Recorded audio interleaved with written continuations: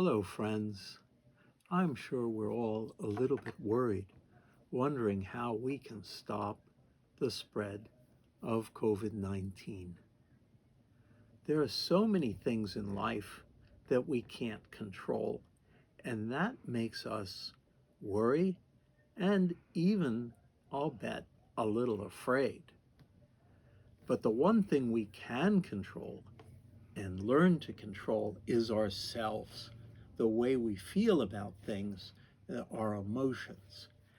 And when we learn to control ourselves, that's one way which we all can help stop the spread.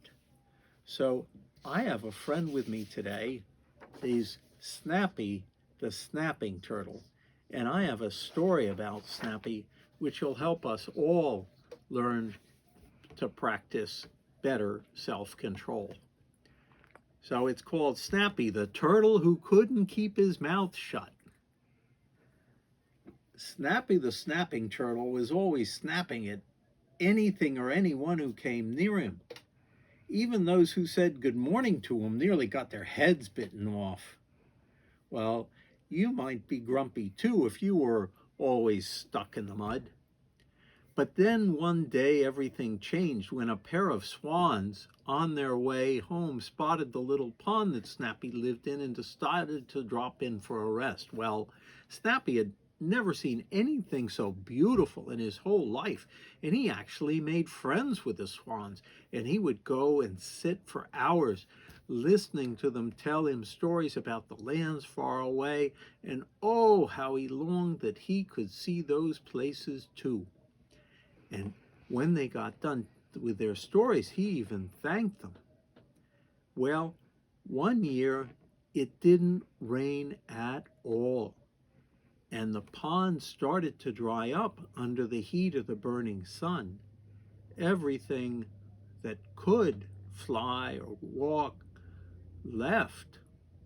Well, the day came, the sad day came, when the swans came to say their goodbye too. Well, Snappy couldn't believe that they would leave their friend behind, but everybody knows that turtles can't fly. But Snappy came up with an idea. He said, if I get a stick and you can hold on to the ends of the stick, and once I clamp down on something, nothing can open my snappy jaws. Well, the swans were worried. What if he started to talk? And what if he couldn't keep his mouth shut? Well, Snappy promised, oh, I'll never do that. Well, they got a stick, and Snappy clamped on, and off they flew over hills and dales and valleys and green grass and lakes, swamp that were so beautiful. Snappy had never seen anything like that. Birds would fly by and say, oh, look at that silly turtle bird. Well, the swans just told them that they were jealous and keep your mouth shut. But then they flew over a city, and all the people gathered around and started pointing, oh, look at the stupid turtle. Oh, that made Snappy angry. And he looked down and he said, you silly people. Uh-oh. He opened his mouth and forgot his promise, and down, down, down he fell and crashed to the ground because he just couldn't keep his mouth shut. Well, my friends, we are going to be able to maybe make some sticks ourselves that'll show how we can practice self-control.